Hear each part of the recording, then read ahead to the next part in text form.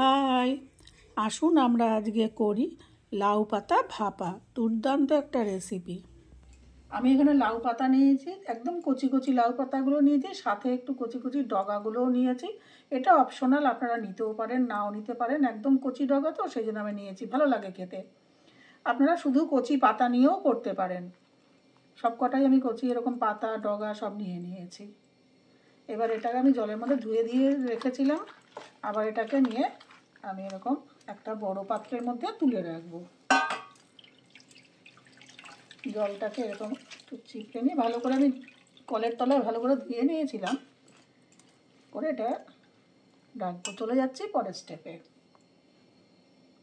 আমি একটা বাটনা নিয়েছি, আপনারা এটা শিলপাটাতেও করতে পারেন, মিক্সিতেও করতে পারেন। দিয়ে দিলাম 4 মগজ, একটু ভিজিয়ে রেখেছিলাম ঘন্টাখানেক আগে। দিয়ে দিলাম 4 মগজ। তবে মিক্সিতে করলে কি একদম মিহি করে বাটবেন না, একটু দরদরা করে একটুখানি খিচা খিচা থাকবে, ওটা ভালো লাগবে।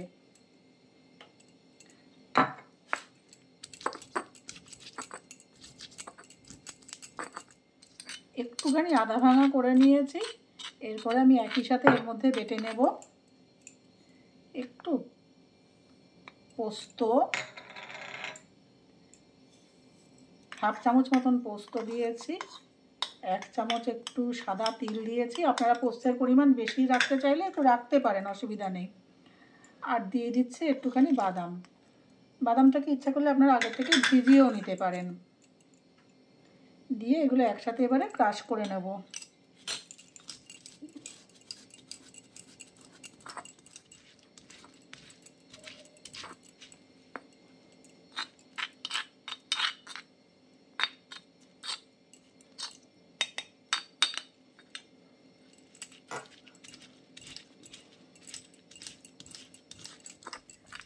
মোটামুটি আমার বাটা হয়ে গেছে। এবারে আমি এর মধ্যে দিয়ে দেবো একটা কাঁচা লঙ্কা। কাঁচা লঙ্কাটাও এর সঙ্গে একসঙ্গে পেস্ট করব। আপনারা যদি ঝাল বেশি খান তাহলে এখানে লঙ্কা বেশি দেবেন, স্বাদ অনুযায়ী লঙ্কা দেবেন। এবার এটাকেও আমি একসাথে পেস্ট করে নেব।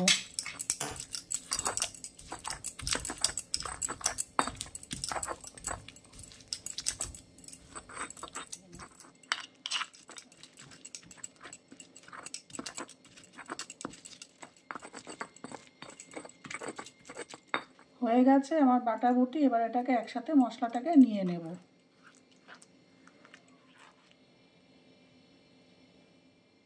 এবার এই মশলাটা এই পাতার মধ্যে দিয়ে দেব। দিয়ে দেব সামান্য পরিমাণে হলুদ, লবণ, স্বাদ অনুযায়ী লবণ,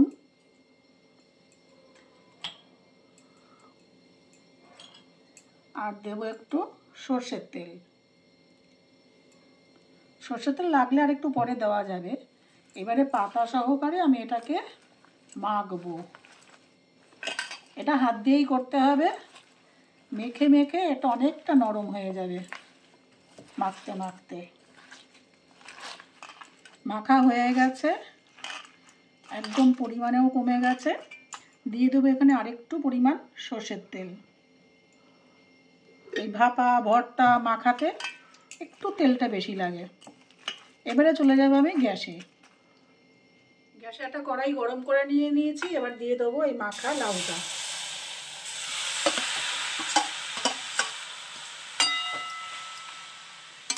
এবারে এই বাটি ধোয়া জলটা একটু দিয়ে দেবো।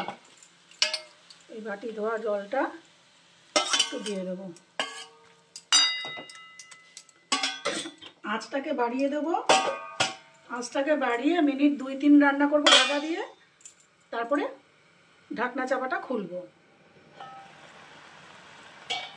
মিনিট 2-3 পর ঢাকনা চাপাটা খুলেছি। হাই ফ্লেমে এখনও আছে। এইবারে আমি ফ্লেমটাকে আঁচটাকে কমিয়ে একদম লো করে দেবো। লো করে দিয়ে আবার ঢাকনা চাপা দিয়ে রান্না করব। মাঝে মাঝে একটু নাড়া দেবো, নাহলে তলা ধরে যাবে।